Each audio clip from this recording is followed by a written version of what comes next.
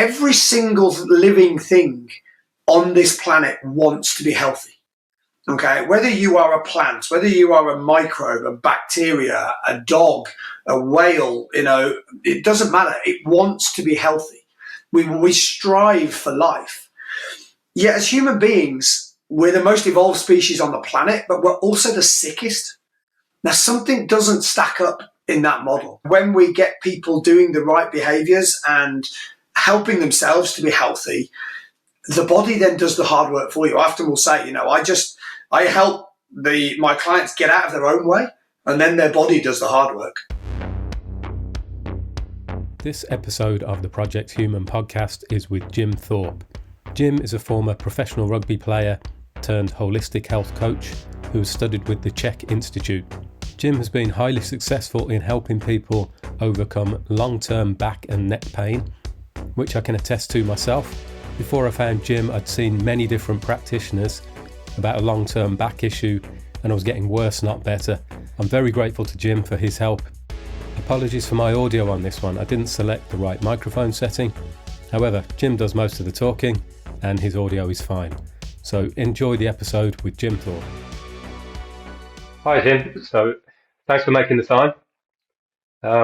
In the 6 months or so that I've known you and we've been working together, I've seen that you've got a really wide-ranging knowledge bank and skill set that you use to help people achieve better health, and often specifically with back pain. And hopefully we can dive into all of those subjects shortly. But I thought before we get started, it would be good to know a bit about your background and perhaps the reasons why you started out as a coach in the first place. Yeah, firstly, thank you for inviting me to sort of talk to you. I can talk health. I can talk about myself, particularly for any length of time. But the answer to that question is quite simple. I sort of did a sports science degree coming out of university, but always wanted to join the military. So I was always going to head down that road. So the degree was almost about having as much fun as possible, as well as learning, a few bits as well. The reality of it is the military. I was in the RAF regiment, thoroughly enjoyed my time there, but it also coincided with me becoming a relatively decent rugby player. So I was very fortunate to be allowed to play that and follow that and play full time for a number of years. So my military service is not necessarily much to write home about. But so I spent 10 years basically professional rugby, combining that with the military life, all of which they're both young man's occupations in a lot of ways. So my body retired me from rugby, and then going back into the military, was quite a challenge. The military had changed, certainly the RAF regiment had changed, I'd also changed, and I no longer felt like it was the right place for me to be, so it was time to move on. And I looked around, looked at various things I could do, and what my skill sets were, etc., and it's one of those seminal moments. You have having a beer with an old pal from university, and he sort of said to me, what do you want to do? I said, well, I like health, I like people. So I was going to go into NHS management, which makes most people laugh when I tell them that story, and quite rightly so, because thank God I didn't end up down that route.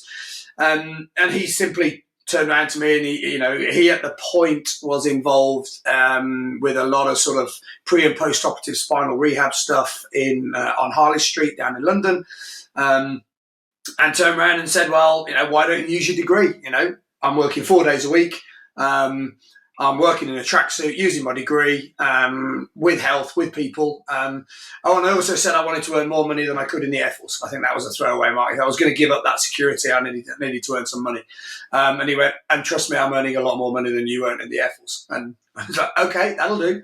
Where do I sign up? And that very much was the seminal conversation. I then, starting on that journey as a personal trainer, looked at the gyms, again, I'd always been employed. I came from a very conservative kind of background, family-wise and certainly, financial-wise. And so looked for employment and other bits and pieces, and a combination of the salaries on offer, but also the fact that nobody really wanted me to go and work for them, which was quite a humbling experience. Then I sort of realised very quickly that in this industry, if you're going to make I'll use the word living wage. I don't mean that in terms of the national living wage.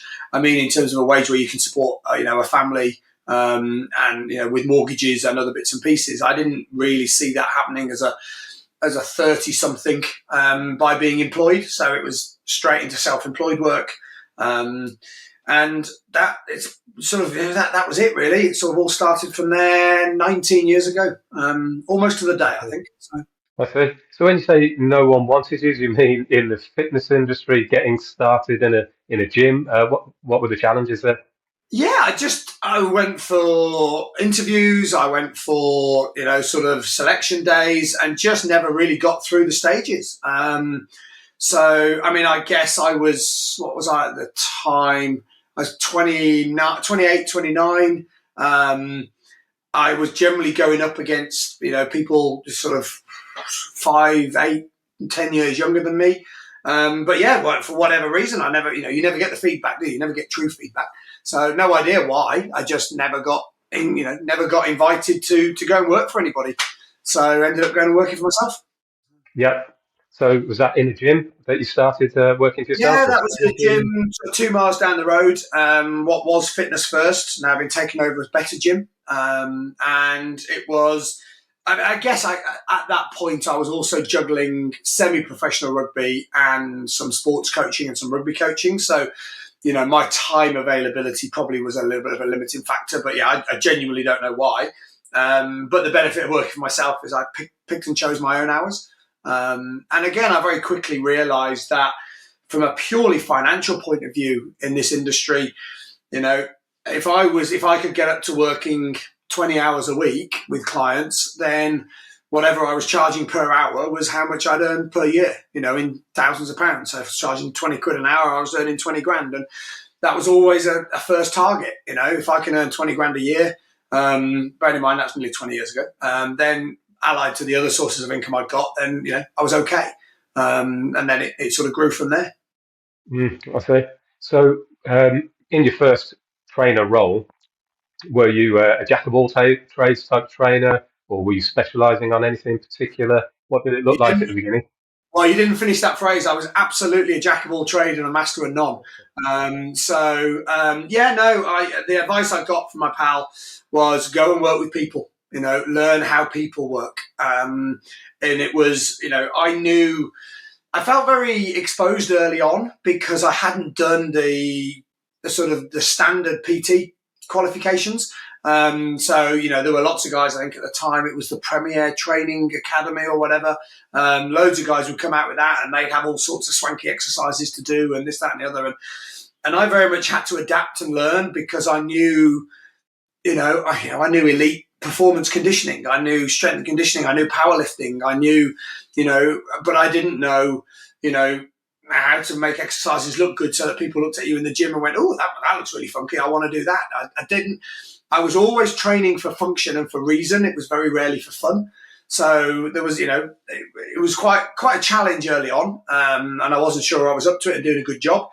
But it was about getting to know people, and I always knew I wanted to head into more of a back pain world, or more of a sort of probably more of a clinical environment than a gym environment. But at that point, it was working with people, and I happily say now I've broken plenty over the years. I've learned the hard way, unfortunately I've fixed when it may more than I've broken. But you've got to learn when to push people, when to hold back, and particularly as you get into more than just training people, when again there's that phrase "rentomate," isn't there, that people use in the gym.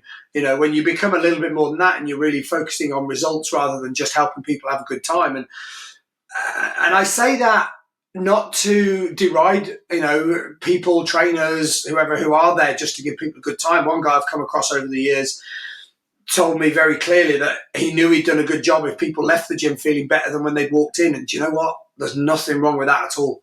And if you build a business out of making people feel better, then fantastic. I'm very happy, and I think that's a great thing to do. It's not what floats my boat per se. I'm probably not that good fun to be with either. So you got to play to your strengths, haven't you?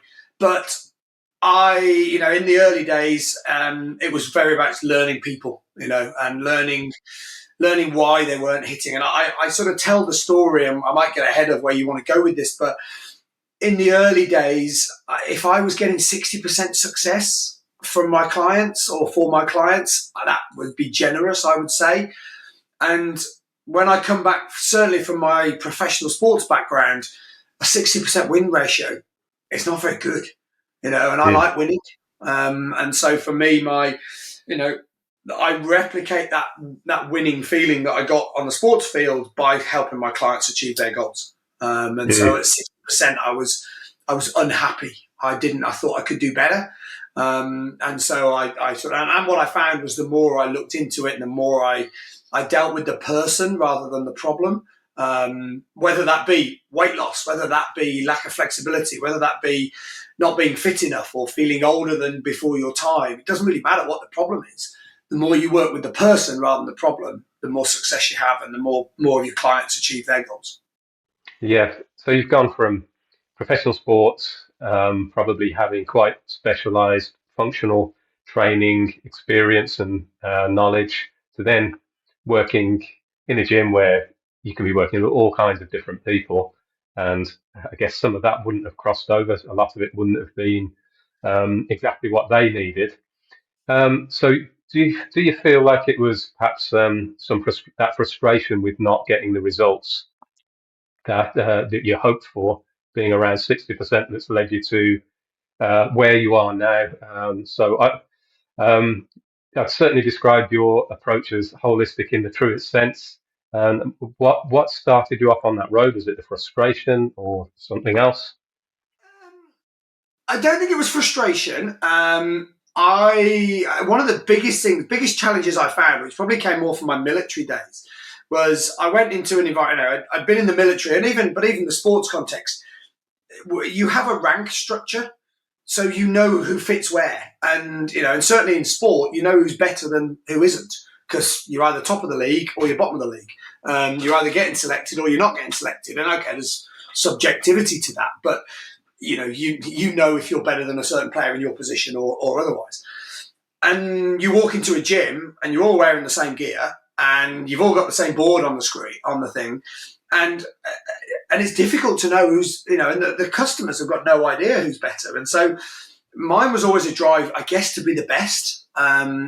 Initially, probably, and certainly as a younger man, the best among my competition, probably more latterly, the best version of me, which is, is a bit twee and a bit sort of cliche, but, if I can't help somebody, then what can I do what can I learn and what can I do to get them to where they say they want to go? And I know I've said to you, I'm not at 100% success rate, but I think that's because I work with humans. I know that's because I work with humans, and humans are weird things, and, I don't think I think if you claim to be at 100%, you're missing one or two people somewhere. So as long as I know where the people who aren't quite getting there, I'm quite happy. I'm quite comfortable. So no, I don't think it was about frustration. It was just about, wanting to be better at the job I'd chosen to do. And in terms of the holistic side of things, that really came about from my studies. So I immediately sort of entered into the internship through the Chek Institute, based out in San Diego, created and headed up by Paul Chek. And my pal, who got me into it, was one of Paul's early students. I think he was his first UK student, actually, and was a member of the Chek faculty and other bits and pieces. John in himself became a world leader in sort of pre and post operative spinal rehab, and has got a hell of a track record.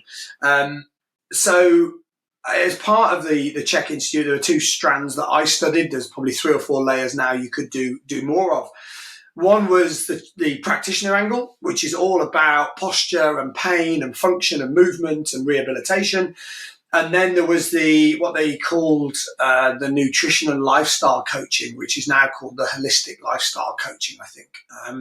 And that's all about working with the whole body and looking at how the body relates to itself, how the systems of the body relate to themselves. What is the joy? What is the connection between the musculoskeletal system and the digestive system? Or where does it's an interesting question, isn't it? Somebody sent to me once, where does mental health start and physical health stop?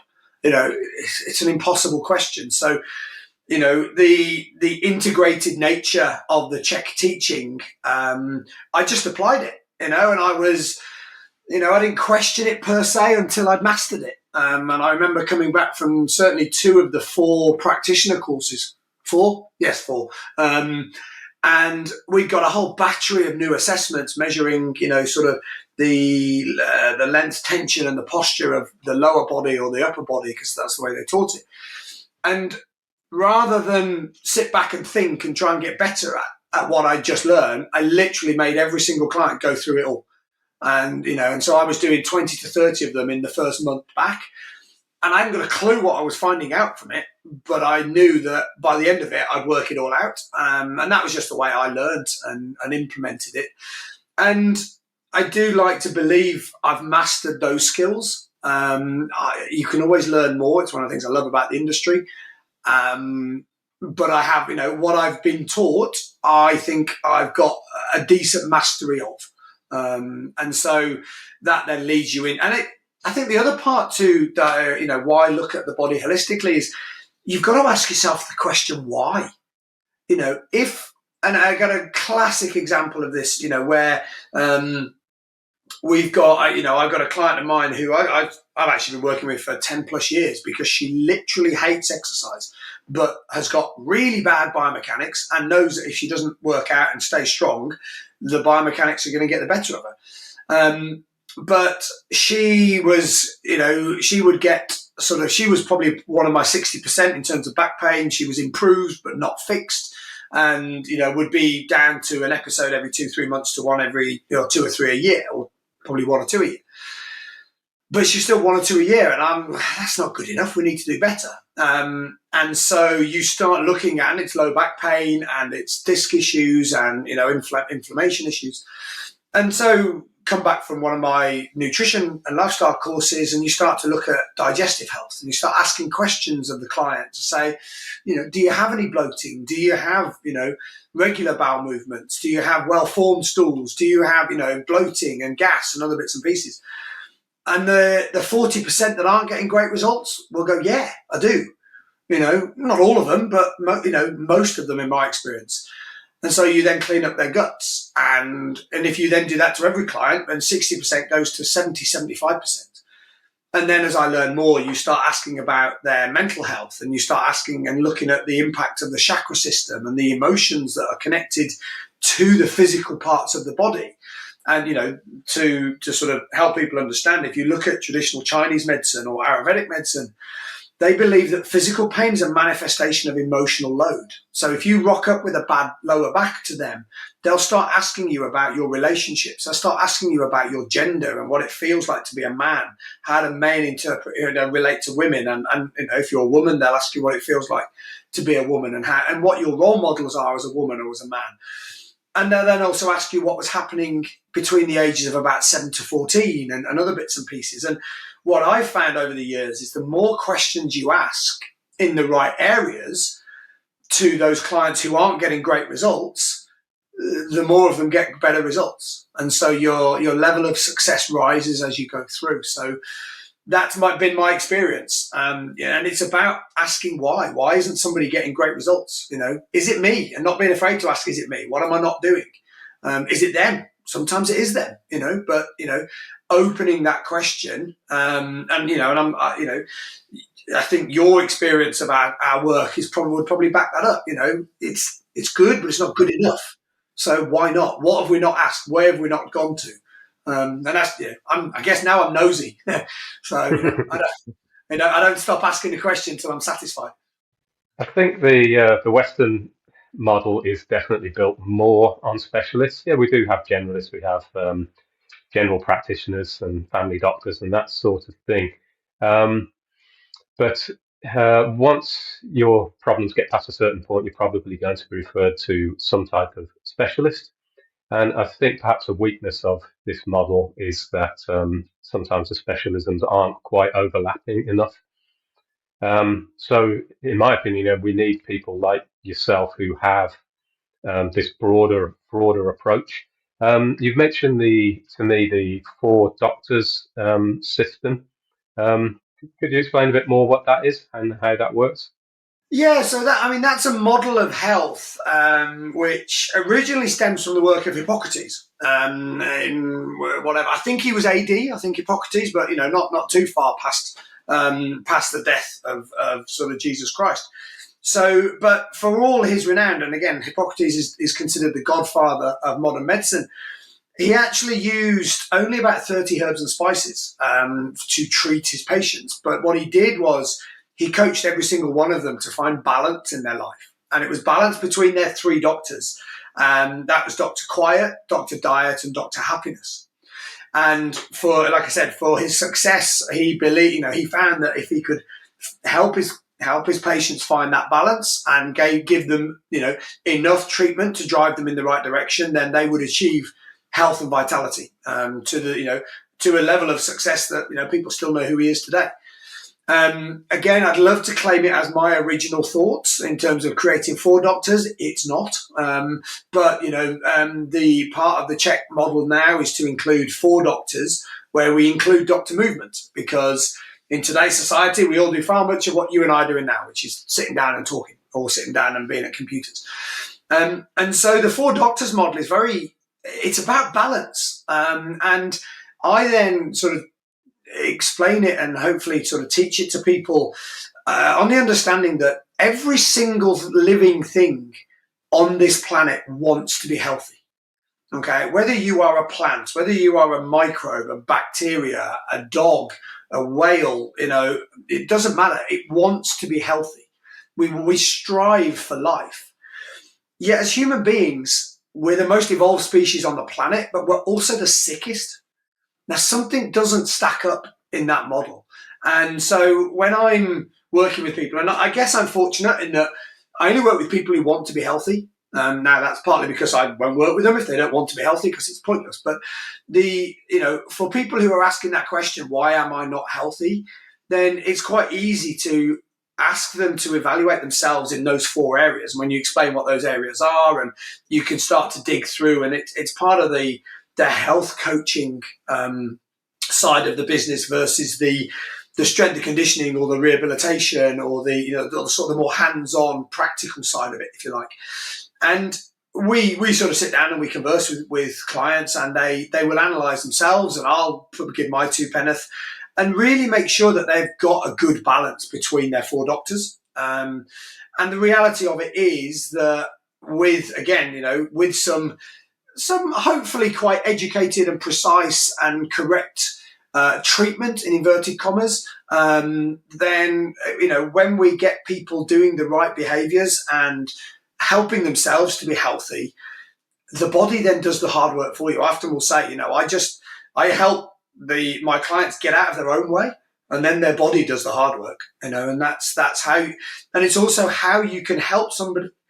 My tagline is helping people with long-term back and neck pain, diabetes, IBS, and sort of anything that comes under the banner of middle-age spread.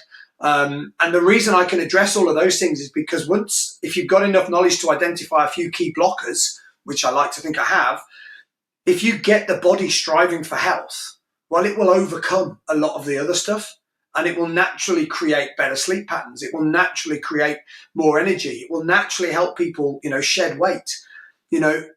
Unless you are living on, Cadbury's cream eggs, for instance, and you've got half an idea of what a good diet is, obesity and maintaining weight shouldn't be such a thing. There will always be people who, because most people are overeating or eating the wrong things. And I understand why, because there's a lot of information out there and it doesn't all fit everybody, and you've got to navigate through and all the rest of it.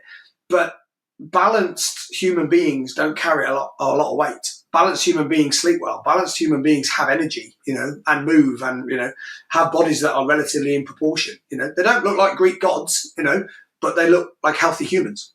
Mm. Yeah, I think the point that you raised a minute ago about yeah, everything in nature is designed to thrive in a certain environment and set of conditions. And modern humans come a long way from that. And I think probably many of us expect, at least after a certain point, a certain amount of illness and probably expect not to feel well. And it's a real shame that that's come to be. I think And that's an yeah, I interesting think, point you raise there. Sorry to jump in, but you say nature is healthy within a set of I can't remember the other words you used, but you said conditions. I think that's really I've not heard environment and conditions. I think the problem is we're changing those conditions and expecting to be healthy, and that's mm, the problem. And if you look at something as simple as bedtimes, okay, we expect to be able to go to bed when we feel like it. When our brain tells us because what so and so is on TV, or I want to be texting my mates, or I want to do this and do the other, and we expect to be able to change those conditions with no cost. And then when there is a cost, we want to pay that cost back because of with what Western medicine tells us is we want to pay that back through drugs, not through good behaviours. And I know you and I agree on this, but to me that's at the root cause of a lot of the problems we're experiencing at the moment. Is we're just not prepared to accept that we have to take charge of our health, and you yeah, can't cheat health. The human body will give you an awful lot of grace and leeway, and it will tolerate an mm, awful lot.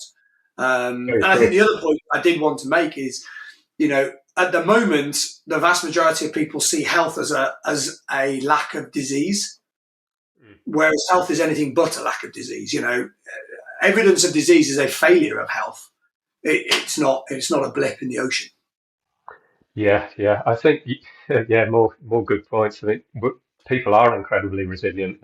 Some people live what appears to be a pretty unhealthy lifestyle, eating bad food, lifestyle habits, and still manage to make it to 80, 90, even 100 years old.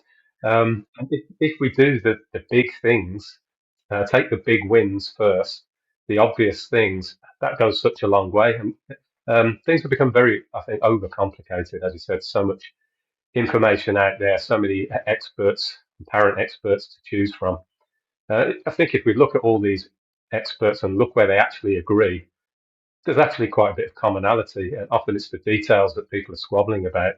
And if we do these simple things as getting enough sleep and eating, basically a whole foods diet, it doesn't matter so much whether you're in, one diet camp or another. It's you're basically eating real food, doing some kind of movement. Yeah. People have got very tribal about health and fitness, and yeah, I think there's a lot of wasted energy there. If we can do some simple things in each of these categories and get some Mm. big wins. Um, yeah, maybe zeroing in a little bit more on the back injury stuff, because I think it's a really big subject. It's probably I believe it's the biggest source of physical disability. I think there's a statistic that says something like 2 out of 3 people will experience back pain or injury at some point in their life. So it's affecting a huge amount of people. Um, you've had a really good success rate with it. Sometimes a back injury is exactly as it sounds. It's a mechanical issue based on some physical misadventure. You've overstrained, Yeah. overworked a particular area of your body, but sometimes there can be a lot more to it.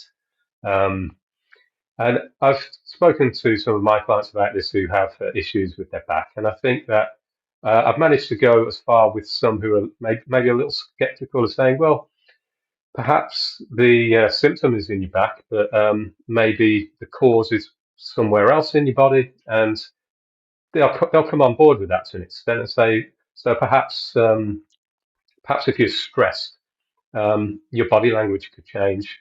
You might take on a different posture. You might hunch your shoulders, push your neck forward. Maybe you ball your fists. Maybe you have more tension in your jaw. And these things could be manifesting as pain somewhere else in your body. And yeah, they'll go along with that to a point because it's fairly mechanical. We're bringing in the psychological elements, but That's as far as some people I think are prepared to take it. So how would you kind of broach this subject with somebody who's maybe just a touch skeptical on how psychological factors, relationships, and mood could be manifesting as pain, um, particularly in the lower back or anywhere else? I think the number one answer to that question is it's never the first cab off the rank. You don't go to somebody with back pain and immediately start talking to them about emotional load manifesting as a sort of a physical pain. It helps the more they've suffered, the more they've paid out. The longer it's been going on and the less response they've got, the more they're open to alternative sources of explanation. So again, I particularly target long-term back pain and neck pain because most of those people will have tried other things to get them right. And again, you're quite right at the start of that. 90+% of first-time back episodes will solve themselves. Don't need any intervention whatsoever. A bit of rest. Stop doing anything that's going to load the back up, and it will solve itself. So that's not, and actually, second, third, fourth time episodes will do that to a large degree. But the longer somebody's had it, and again, I very rarely get to see first and second episodes. And actually, if I get somebody with a first and second, what I would call a hot episode, or I'd use it to them, i.e., it's inflamed, it's aggressive, it's changeable in that moment, I would probably refer them over to chiropractor, osteopaths, physios, other people who are more skilled and have more tools to deal with acute pain. It's something I can do. If one of my clients gets a flare up, then I can do that. But there's other people that are more expert at doing that and do it day in, day out. Where I sit is with longer term, or I sometimes use the word colder back pain, where it's people have learned to live with it and they've tried this and they've tried that and they've tried the other. So again, we then will do what we do with everybody. We'll, assess them. We'll look at their diet. I've got sort of questionnaires I use to sort of screen the nutritional loading and the visceral loading, if you like, of the organs of the body. I will ask people, again, I've got a battery of questionnaires, and what's really good about them is they all ask different things, or they all ask the same thing in different ways. So it's difficult for somebody to sort of prescribe the answer they're going to give you, because it's just not it's not an easy thing to do. So by the time I've got all that information in, I've done a postural assessment on them. I've looked at their mobility. I've looked at their core stability. I've looked at their mechanics around their spinal mobility and things like that. Then you build a picture and you explain to them where the load is, where they're out of balance. Are they more out of balance with Dr. Movement, or are they more out of balance with Dr. Diet, Dr. Quiet, wherever that may be. And the reality of it is, most people understand that, they get it. They kind of might not be able to join the dots up and say, well, actually, how does my lack of sleep impact my back pain, or how does my feelings around my career affect my back pain, and other bits and pieces. But once you explain the links and you show where there is a possible connection, and it's never, the fact is it's never direct. You can never turn around and go, this is your one singular problem, because most people, again, I sort of typically work with 40 to 60-year-olds. Most 40 to 60-year-olds have lived a bit, so they've got layers of problems. But the reality of it is, you turn around and you say, well, look, we can improve your posture. We can do this, and that's going to have an impact. We can get your diet on point, so we know there's nothing referring from there, and that's going to have an impact. We can get you stronger, and that's going to have an impact. But in reality, I often say, I just want to check there's nothing else, going to get in our way. So can I ask you about whatever the question may be? And it's one of the more enjoyable elements of the work when you ask that question and people don't see it coming, but then all of a sudden they're like, it's almost, they can't help themselves, because it's a weight off their mind. They've been carrying this around and they might not realize it's to do with it, but unloading things that are bothering us, that are troubling us, that we don't feel great about, is quite a therapeutic thing. I mean, there's an awful, there's a whole business model around that, isn't there? So, but also what I think works very well is we're not doing it for counselling sake or therapy sake. We're doing it for rehab sake on an injury. So it perhaps, makes people a little bit more open to it from that angle. And I set the stall out very early on that clients are going to need to commit and and go where the journey takes us, and not be too judgmental about it. So and it works. They get it. Yeah, I think people will engage more if they start to feel better. So you don't always have to know the why of why the thing that you're doing is giving you improvements. If sleeping more and sleeping better is making your back feel better, then even if you can't exactly, as you say, join the dots, yeah, why would you stop doing that? Yeah. Yeah, I think in my experience as well, working with you're very good at reading a person and perhaps I think sensing when something they say doesn't quite fit. That was certainly my experience. And I think, yeah, it got me thinking that we're sometimes our own worst enemies. We're all really good at fooling ourselves. How did you develop that skill? I don't honestly know. Um, I think perhaps. I've done a lot of work over the years on my own energy, on my own intuition. Done a lot of meditation work and tried to connect with the sort of the wider energy of the universe. So again, I studied in California. All right, so I've done the whole Californian woo woo thing, and I often describe myself as having to translate Californian into Middle English. And it opened my mind. It wasn't a natural space for me to be, but it opened my mind to that. And I mean, there's a lovely little thing I play with. It drives my wife wild because we do something called the car park positivity test, and again, anybody can try this as long as you're honest with your feelings. And it basically goes like this. If you're in a good mood, if you're happy, if you're content, and if you're generally being nice to people around you and the world around you, you'll never struggle to find a car parking space. To the degree that if that car park is full, somebody will pull out and offer you a space, because you're in that good mood. You have that positive aura, that positive energy about you. But if you're in a foul mood and you're bitching and moaning and somebody's upset you and somebody's gone across the road and you're beeping the horn and you're generally irritable with life and you're not looking forward to the jobs you've got to do that evening, you will not find a space for love and money.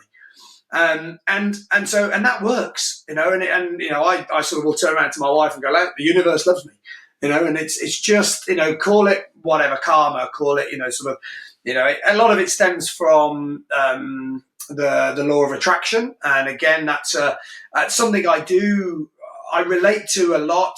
A lot of the stuff that's put out there about it is a little bit too far-fetched for my liking, but actually there is relatively decent science behind it. There are good experiments done, and there's a lot of credible sort of evidence to back it up.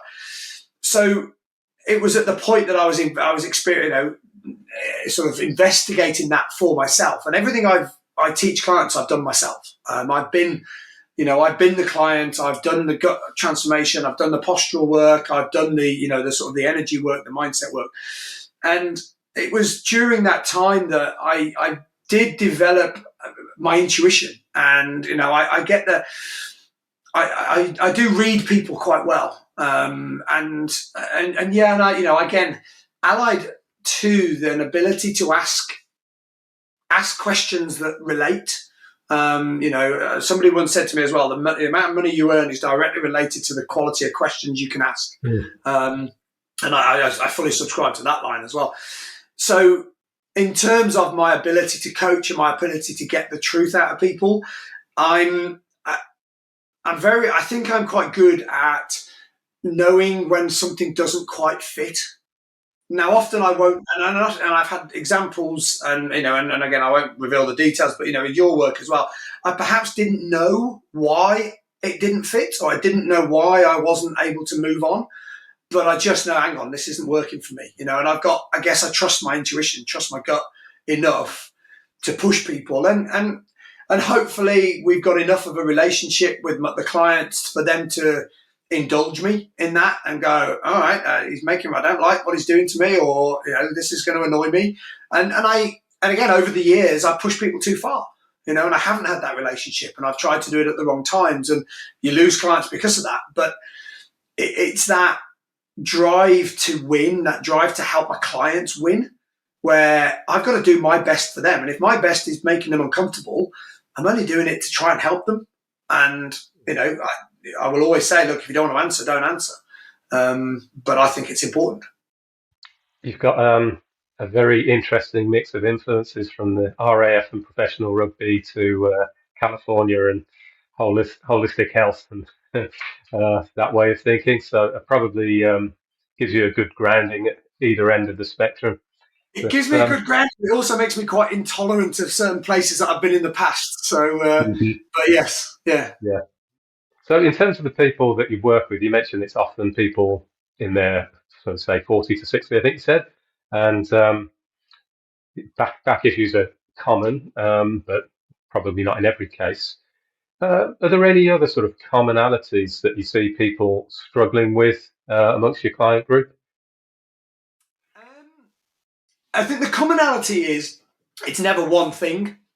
The reality of it is human beings will only really change when they're really unhappy with their current situation, or their goal is really, really big and pleasurable. So weddings, great example, primarily brides, but I'm pretty much sure it's not exclusively brides, will go to the ends of the earth to look and feel $1 million on their wedding day. And why wouldn't they? So because that carrot of that, the pleasure they can ally to that is worth all the hard work. Because fundamentally, change is difficult. If it wasn't difficult, loads of us would be doing it. But my clientele generally are suffering more on the pain side in terms of, their back pain, their neck pain, or they're bloating, or they're stuck in a rut, or, they're fed up of, sort of feeling old or looking more or less like their mother or their father. And so that's the initial catalyst. But what we do is we take that catalyst and use it to drive real change across the whole of the body. And like I said, because we're dealing with 40 to 60-year-olds, and also if we want to get a little bit psychological on it for a minute, I think 40 to 60-year-olds will start to ask themselves the bigger questions about what am I doing with my life? What am I projecting out there onto my kids, onto my friends, onto my family, with my job? Is there more to life than what I'm getting? So, and is there more to me? Is what I'm looking at in the mirror as good as it gets? And and if they're asking those questions and they want a different answer, then that's a great place. That's a great place for me to sort of have that conversation with them. So the commonality is they've all got something that is driving them, the catalyst for them to want to change. But they've also got other things that aren't quite as good as they want them to be. So they're open to, learning how to look after their body. I often say that, it's utter madness to think that the way you look after a 40, 50-year-old body should be the same as the way you look after a 20 or 30-year-old body. It makes no sense, But I do think that you can have, exactly the life you want at 40, at 50, at 60. You just have to learn how to achieve it and look after your body a bit differently. You probably have to put, and I'm particularly thinking about the men out there, you probably have to put a lot more effort into looking after your body to then work it out, rather than just working it out and expecting it to look after you. Again, flexibility in middle-aged men is the single biggest thing that is sort of limiting and causing all sorts of other problems on the physical side of things. So when I'm talking to my clients, it's very much about, look, let's spend some time together. Let's get over the initial problem that you're coming to me with, but also then learn how to look after your body and help it to thrive and help it to be the body you want it to be. Because, I'm 48 years old. I'm not ready to stop climbing mountains. And, I've got a 17-year-old son that I still want to, get to the mountain, faster than he can. I still want to be able to lift heavier than he can. I'm not quite yet ready to give up the role of the alpha male in my family. So, but I have to work smarter than him, not harder than him, because he's got youth on his side. So yeah, and that, I think I'm still hanging on just about to that moniker, but I'm having to raise my game every year. But it's doable if you know how to look after it and you work smart. You mentioned their time as well, and I think perhaps at this age group, dedicating some time to fixing the problem or learning to take care of your body is really important, because at this stage in your life, in your 40s, 50s, 60s, it might have taken quite a lot of time to create the problem or she's struggling with, and there might not be a quick overnight fix. No, 100%. I mean, time. Time is it's the one thing we can't make more of, isn't it? But it's also, in terms of looking after your body, there is no substitute for time spent looking after your body. And there, we unfortunately we live in a world of a quick fix. We live in a world of take a pill and you'll be okay. The reality of it is, if you want optimum health in your mid to later life, there's no pill that's going to give you that. It's got to be done with timed and accurate, smart effort. But equally, and I would particularly, this goes across all of certainly the sort of the back pain, neck pain, diabetes, and IBS. I believe the single biggest mistake most people make on addressing those issues is they don't do the right things for long enough. And I know I've got a client, and I'm going to have that conversation with them this week, where they're going to think they're fixed, and they're nowhere near fixed, because what they're actually in is the most dangerous phase of any rehab program, but particularly a back pain program. And by the way, if anybody's thinking about gut issues, whether that be IBS, whether that be dysbiosis, microbiome issues, or diabetes, gut transformations take months or years. They don't take weeks. They have to be done time after time after time. But like I said, I know I'm going to have a back pain client this week who thinks they're done, because the level of pain has dropped significantly. They're living the life they want to live. Unfortunately, they are in the most dangerous phase, because the most dangerous phase with a back problem is when you have little to no pain, but you're not strong and stable. And pain will disappear within a matter of weeks. Strong and stable takes weeks to months to build, and there's a gap in the middle. And that is, to my mind, the single biggest mistake. It's why I only work with people for 6 months minimum, because 6 months is just about long enough. Okay, I used to do 3, 6, and 12, and I now do 6, 12, and 18-month programs, and 3 months was never long enough. We never, the only people we had problems with were the 3-monthers. So stop doing it. Yeah, I can certainly vouch for that. That was my experience. After a few months, I was feeling fine and thinking, yeah, I'm ready to go. But I took your advice, and I'm glad I did see out a few more months. So maybe changing gears a little bit.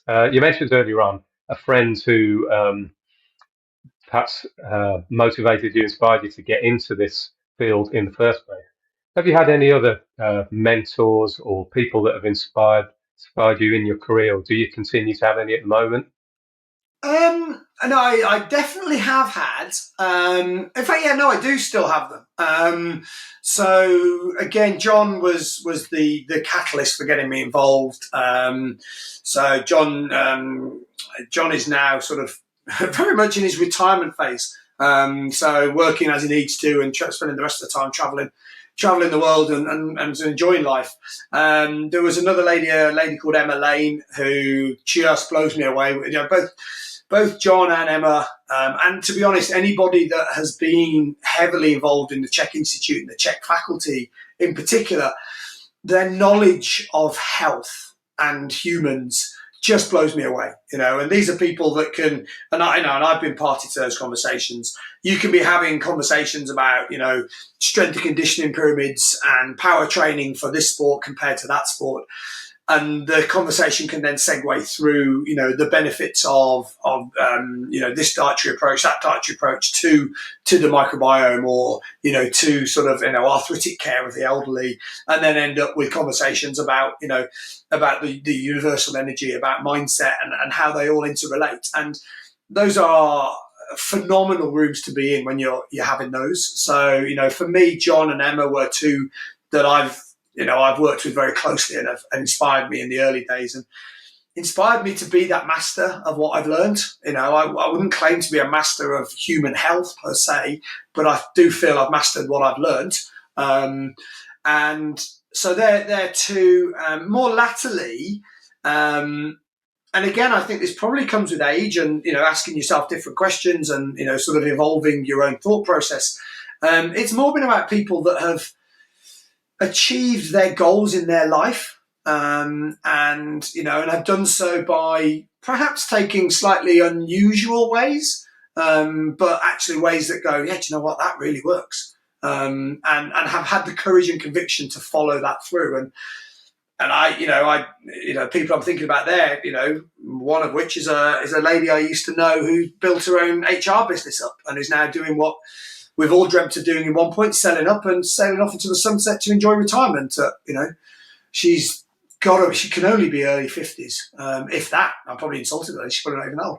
But, but there's people like that. There's other people that have stayed into, sold big businesses and got into other businesses that look weird to the outside, but when you dig under the surface, they've really nailed it. So yeah, I take inspiration from some of my clients. There's everybody's. I love working with people because everybody's got something that I don't know about, and I just think that's an absolute privilege to be able to spend time earning a living, finding that stuff out. Is there anything specific that you're excited to learn at the moment, perhaps in your professional career or outside, or anyone that you would like to learn from?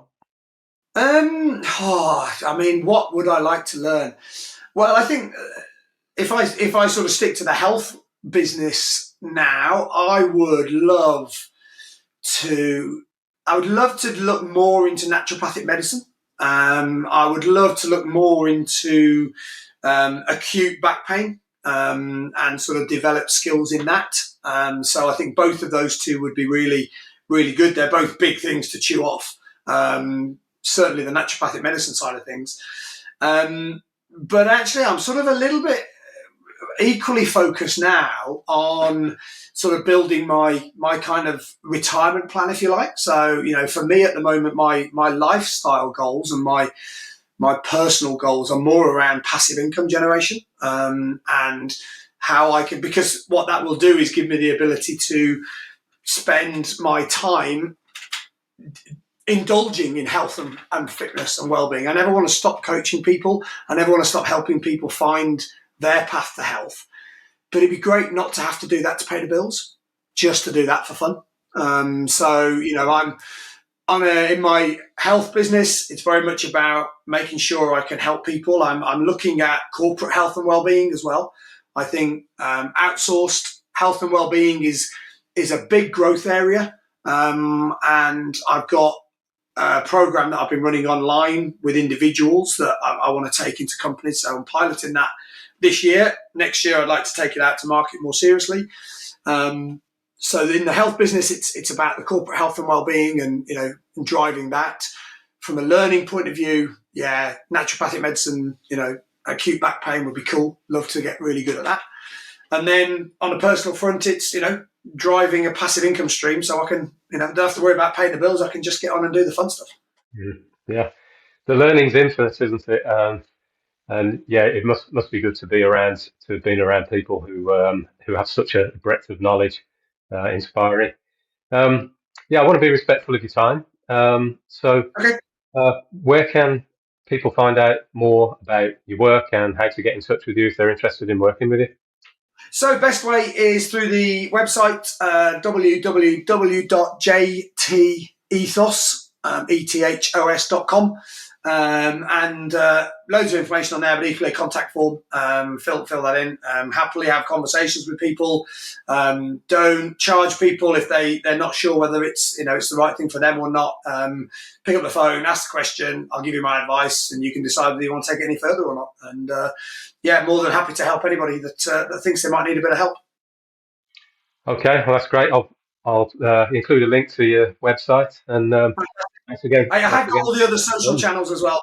But it's not my speciality, so don't worry too much about those. Go to the website. Yeah. Okay. Thanks very much, Jim. Enjoyed this. No problems at all. Thank you, man. Appreciate you giving me the time, and I hope it's been useful for some people.